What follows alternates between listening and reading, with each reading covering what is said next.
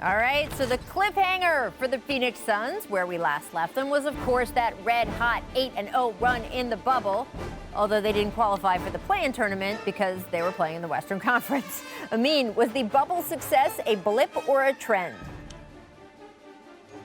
So we're talking about last year's Suns, not the one that has Chris Paul and Jay Crowder and Etuan Moore. Well, are they going to continue that success? Again, taking the new acquisitions out of this, just in the context of the returning group, I would say it's a blip. Yes, they were 8-0 in the bubble. Why are you taking the new acquisitions out of it? Let them have their new acquisitions. Because that's what I talked about with the producers before the show. Rachel, don't make this harder on me than it needs to be. Live in the real world. Live in the world where they've made the trade.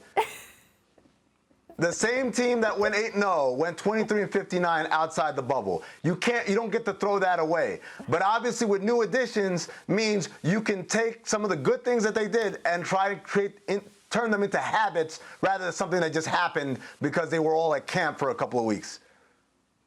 So I feel like this is really, though, a trend because I'm going to live on Earth where the acquisitions will actually suit up this season. Thank you, Chiney. And this is more so like a testament, thank you, Rach, to how Devin Booker has improved. We started off with the bubble run, and in the bubble, he averaged, 30 and about 6 assists on 50% shooting. They have a big three now. And they have players now that can really boost them coming in off the bench. I'm talking about Jay Crowder. You already have Dario Saric. So these guys really have improved. If you're going to put it on paper, this is what I wish for my Rockets, but we're talking about the Suns. They made acquisitions that actually translate to more points, and now I think they have a better shot this year. Well, here are the Suns games that fans are going to want to binge watch in the first half of this season. The Suns face the Mavericks on December 23rd. That's their first game of the year, which you can see right here on ESPN. They also have a big matchup with Ja Morant and the Grizzlies on Martin Luther King Day. Chiney, with CP3 in the fold, are there any chemistry concerns about fitting in with this young new team? Oh, absolutely not. No concerns at all when it comes to chemistry, just because he is a professional. Everyone knows him as Mr. President in the NBA, PA Players Association. So I am not worried about that regard at all. Well, I mean, we know that Chris is a total pro. I'm in no way saying that he would cause problems. I mean, more just, hey, when you throw new groups of guys together, sometimes it takes a minute, right? Yeah, but not with Chris Paul. Everywhere he's gone, he's made his teams instantly better. And that's probably because you don't have to fit him into the offense or get him up to speed or flow him in. He is the offense. The ball's going to be in his hands, and he's going to dictate who gets what, and he does it better than probably any other point guard in the league right now, and one of the best to ever do in history. So I don't expect there to be any chemistry issues because the ball's going to be in Chris Paul's hands, and he's going to make everybody better right off the bat. There you go. All right, finally, it's time for spoiler alert. Let's get right into it. The Suns have not made the playoffs since 2010. So, Amin, do you have any bold predictions for them this season?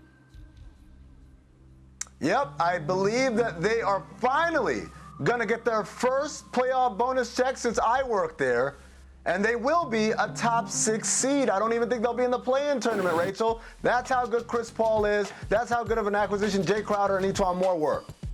Chiney, what do you think? Do you think that the Suns are making the playoffs? I think that it takes preparation, opportunity, and luck, and they were prepared, especially with the development, going into the bubble now with more offensive-minded players, a deeper roster. I think that they have a good chance now. The West is absolutely loaded. We've got the LA teams. We've got Denver, Dallas, Utah, Golden State even. I know we're missing Klay Thompson, but this is one thing I love about your show. It's your producers and your nuggets, and Schwartz sent me a really good nugget that Phoenix was 15 points per 100 possessions worse offensively with Booker off the floor last season than when he was on. And they went from being, a top number 2 offense when he played, when he took some rest. They were far from that, very at the bottom of the bunch.